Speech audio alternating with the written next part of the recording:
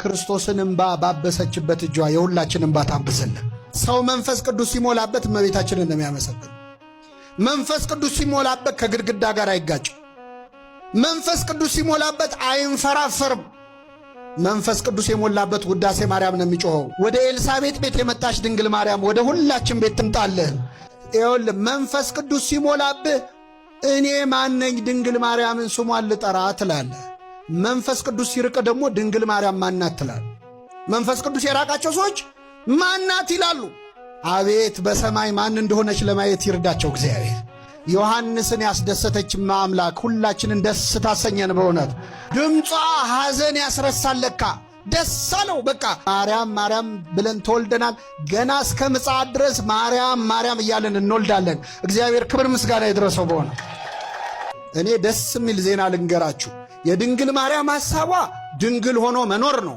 እግዚአብሔር ሐሳቡ ከሷ መወለድ ነው። ሁለቱንም ፈጸመው። እሱም ከሷ ተወለደ፣ እሷም ለዘላለም ምን ሆና ኖረች? ይችላል አይችልም? እግዚአብሔር ድንግል ማርያምን ምን ብለን እንጥራት ይላል ቅዱስ ኤፍሬም። ጌታ ሆይ እናትህን ማን ብለን እንጥራት? ድንግል እንዳንላት ልጅ ታቅፋ ስታጠባ አየናት። እናት እንዳንላት ደግሞ ድንግል ሆና አየናት። እናትህን ማን ብለን እንጥራት? እናትህን መጥራት እንዲህ ከከበደ ጌታ ሆይ አንተን በምን አንደበት እንጠራሃለን ይላል። ድንግል ሆይ የሚያታልሉ ጎልማሶች ያረጋጉሽ አይደለሽም፣ የመላእክት አለቆች አመሰገኑሽ እንጂ ይላል።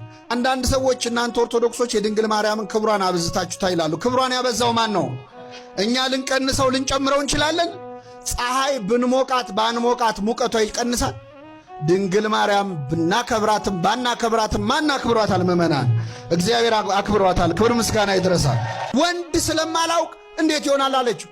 እውነት ልንገራችሁ ቅዱስ ገብርኤል መልሱንም አያውቀውም። እንዴት በድንግልና እንደምትወልድ አያውቀውም። ስለዚህ ምን አላት? መንፈስ ቅዱስ ባንቺ ላይ ይመጣል፣ የልዑል ኃይልም ያድርብሽ። የሥላሴ ሥራ ነው ባንቺ የሚሰራዋል። አዎ ጥያቄ በጣም ሲበዛባችሁ ለእግዚአብሔር ምን የሚለው የለም ትላለ። ጸበሉ እንዴት ያድናል? እምነቱ እንዴት ያድናል? ሥጋው ደሙ እንዴት ይለወጣል? መስቀሉ እንዴት ኃይል አለው ሲሏችሁ ለእግዚአብሔር በሉ። ይህን ካላችሁ በኋላ ሰዎች ጥያቄ ከቀጠሉ እነዚህ ሰዎች በእግዚአብሔር ስለማያምኑ ጊዜያችሁ እንዳታጠፉ። ቅዱስ ዮሐንስ ዘደማስቆ ምን ይላል? ድንግል ማርያም ስትወልድ አላማጠችም፣ ምጥ አላየችም። ስትወልድ ያላማጠችውን ምጥ ግን ዓርብ ዕለት አምጣዋለች። ተጨንቃለች። እግዚአብሔር ባሪያው ስትሆን እናቷ አደረጋት። እሷ ደግሞ እናቱ ስትሆን ራሷን ባሪያ ብላ ጠራች። እንዛ ዓመቱ እሞረሰያ ይላል ቅዱስ ያሬድ።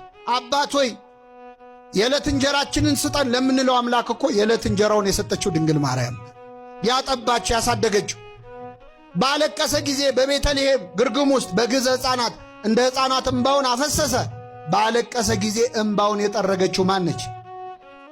ቅዱስ ቅዱስ ቅዱስ እያሉ መላእክት የሚዘምሩለትን ልጅሽን